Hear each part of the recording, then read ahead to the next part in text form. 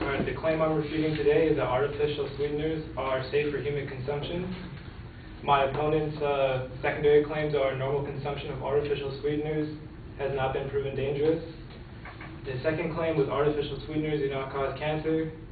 His third claim was the public, in general, should not be deprived of artificial sweeteners based on the allergic reactions of a small group of people. And his fourth claim was artificial sweeteners are important for the quality of life for diabetic and reactive hypoglycemia. Thank you.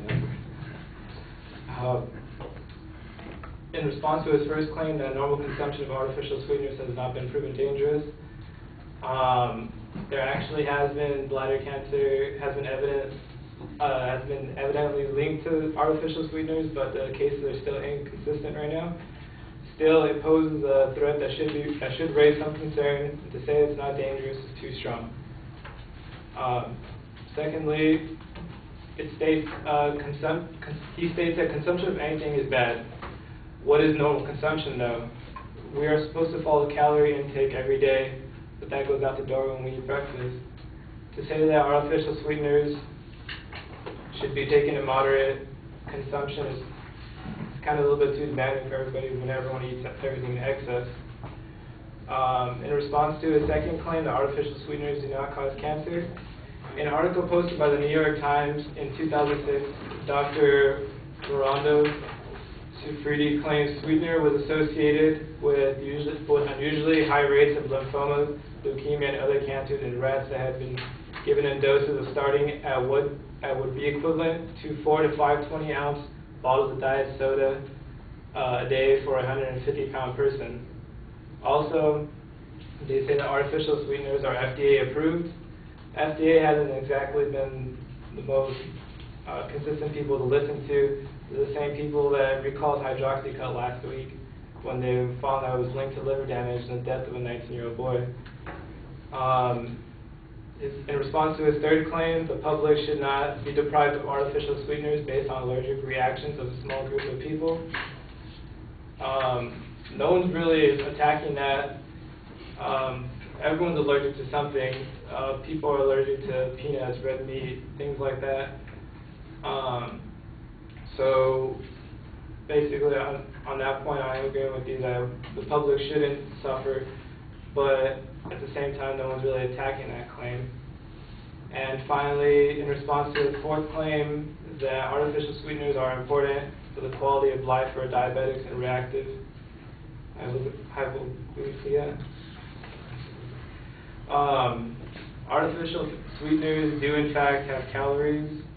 In some sweeteners, the first two ingredients are dextrose and maltodextrin, which contain 16 calories and 32 grams of carbs. And according to ABC News report, they may contain calories that undermine your ability to lose weight and control blood sugar.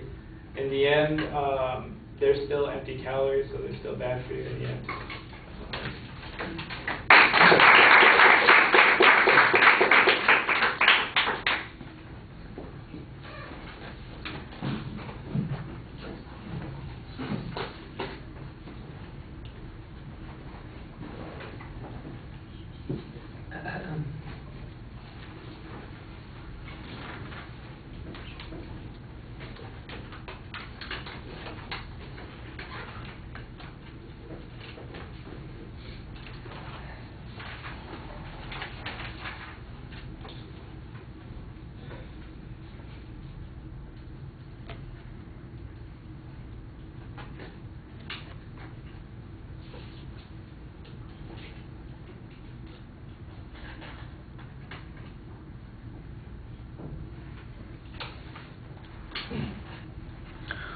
All right, you labeled the main and secondary claims very clearly. In fact, you have good transitions on all the points as you're going through the speech, so it's pretty easy to follow.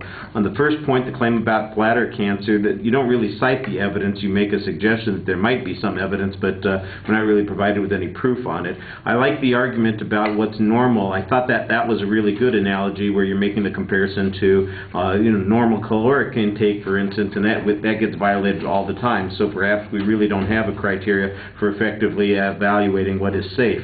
Like I said, the transition to the second point is also very clear.